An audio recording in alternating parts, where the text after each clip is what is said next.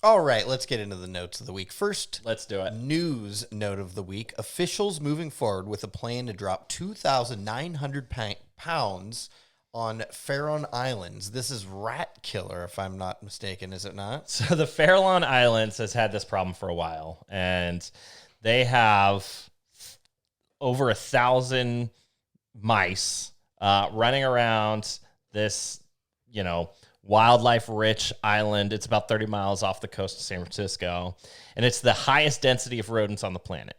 So 1,000? That seems pretty low. You just said there's 1,000 rats on this, and it seems like thousands, maybe. Thousands, yeah. Because if this is the highest concentration of rats, I'm sure 1,000 is a bit low on that estimation scale. Yeah, they probably don't know. It's basically the entire land of the Farallon Islands is covered in rats. They're dropping 2,900 pounds worth of poison, so there's got to be more than 1,000 rats. Yes. So here's, and this is a controversial plan, and we'll get into that. But here's sort of the history behind it. In the 1800s, seal hunters would boat out from San Francisco to the Farallon Islands, and the Farallon Islands is known. They have tons of birds. They have tons of marine wildlife. They have a ton of sharks. And they would boat out there to go fishing and go hunting and bring mice, stowaways on their ships, and they would hop out onto it, and they just started mating, and now the population has exploded.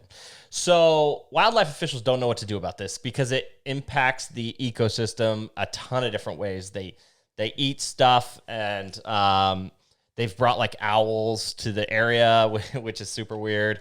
And so they're dumping basically 1.5 tons of rodenticide on the islands and hoping to kill all of them. And it may kill some other species, but they think this is the best way to preserve the ecosystem for the future. It's a best solution for a potential long-term problem. This is a drastic measure, and it's going to solve things quickly. And it's who wants to drop 2,900 pounds of poison on anything that's a wildlife refuge, pretty much?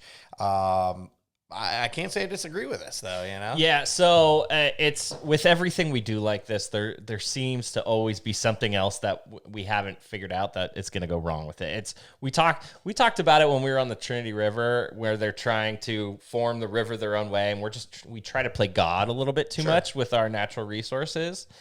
But they have been arguing this and investigating it and doing research on it for many years now. And this is their plan. And they voted on it. And this is the best way to go about it. So it's fascinating. I mean, these islands are not like habitable for humans, but they are just a really good place to learn about the marine wildlife out on the Northern California coast. And these rats have taken over the island. And so it's going to be really interesting to see how they do it. I don't know how you just drop all that poison onto an island like that. Doesn't it get in the water? Like an atomic bomb. We're Hiroshimaing the I'd love island. to see a video of that. Well, there better be a video. I'll say this does. It's not the same, but does remind me of the buffalo on Catalina Island. How it was a filmmaker in the 1930s brought over buffalo to Catalina for a film, and it was actually easier to just leave them on the island, and they thought they'd just die, but they bred, and they are still there. When I went camping there probably 10 years ago, a buffalo walked through our campsite. Now, they're not... Do they have negative impacts on the ecosystem? Not really. Yeah. So it's almost like it's a tourist. It's another reason to go to Catalina Island. So they're not hurting anything. They just kind of add to the allure that is Catalina Island. And yeah, they're not like rats taking over and completely devastating the rest of the ecosystem. But it did remind me of it similarly. Yeah, I mean, there's a lot of examples of this sort of human involvement with nature around the world. How we bring in non-native species of some sort, and they go wild on ecosystems.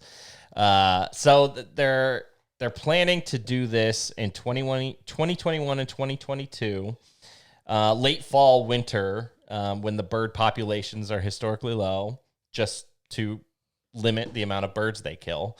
But I mean, they're going to kill a lot of animals. Yeah. And they basically say they need to get rid of every single mouse that's on this island. Well, if there's two and they're the opposite sex, then that problem is going to continue, until they kill every single one of them.